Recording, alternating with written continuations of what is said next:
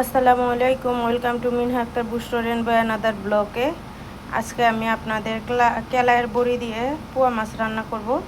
কেলাইয়ের বড়িটা এখন ভেজে নিব।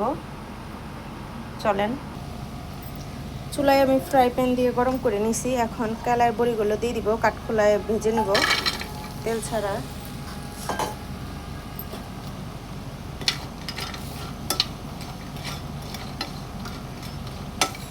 ভালো করে কেলাইয়ের বড়িগুলো ভেজে নিতে হবে।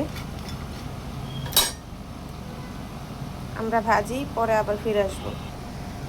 আমার কেলাইয়ের বড়িগুলো ভাজা হয়ে গেছে লাল লাল করে। এই যে দেখেন আপনারা কি সুন্দর করে লাল লাল টস টস করে ভেজে নিচ্ছি। এখন আমি ফ্রাই প্যান থেকে কেলাইয়ের বড়িগুলো নামিয়ে নিব। এরপরে মাছটা ভেজে নেব কেলাইয়ের বড়ির সাথে রান্না করার জন্য। আমি মাছটা এখানে মশলা মেখে ম্যারিনেট করে রেখেছিলাম। এখন আমি এটা তেলে ভেজে নিব। এখানে তেলটা আমার গরম হয়ে আসছে। তেলের ভিতরে এখন মাছগুলো দিয়ে দিব।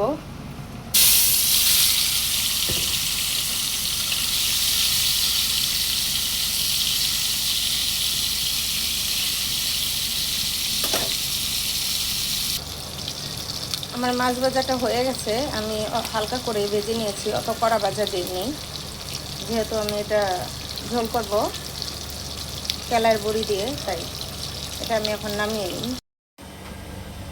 কড়াইতে দিয়ে দিলাম সামান্য তেল।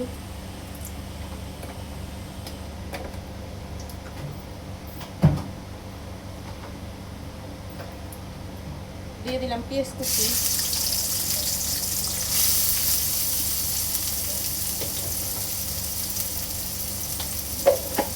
অল্প লবণ দিয়ে দিব।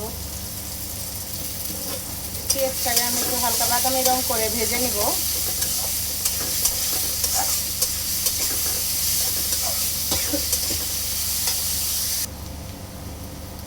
আমার পেঁয়াজটা একটু হালকা বাদামি রং করে ভাজা হয়ে গেছে। এখন আমি দিয়ে দিব 1 চা চামচ হলুদ মরিচের গুঁড়া। একটু তেলে ভেজে নিব। সামান্য পরিমাণে পানি দিয়ে দিলাম।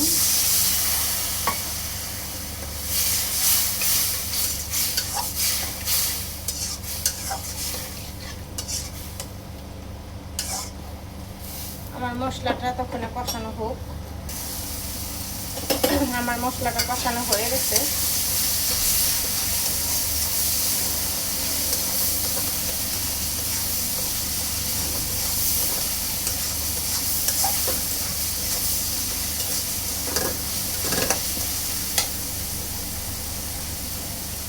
এখন আমি দিয়ে দিব আলু কুচি।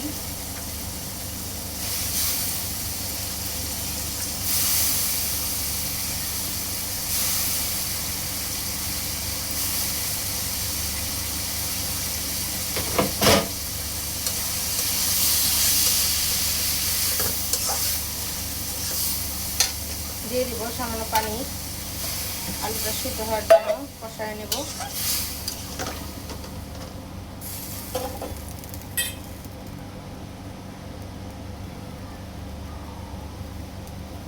দিয়ে দিব কয়েকটা কাঁচামরিচের ফালি।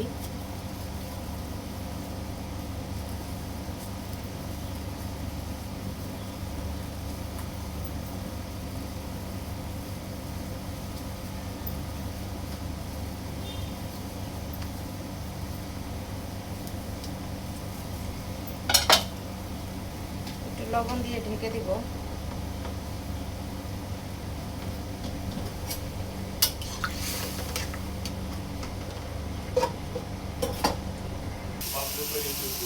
আমার মশলাটা কষানো হয়ে গেছে। এখন আমি মাছ দিয়ে দিলাম।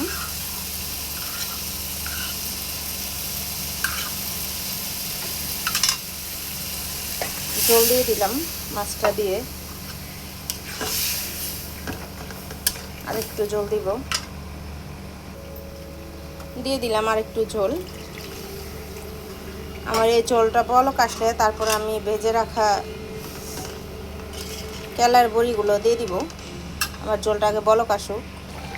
আমার মাছের ঝোলে বলক চলে আসছে। এখন আমি ভাজা কেলাইয়ের বড়িগুলো একে একে দিয়ে দিব।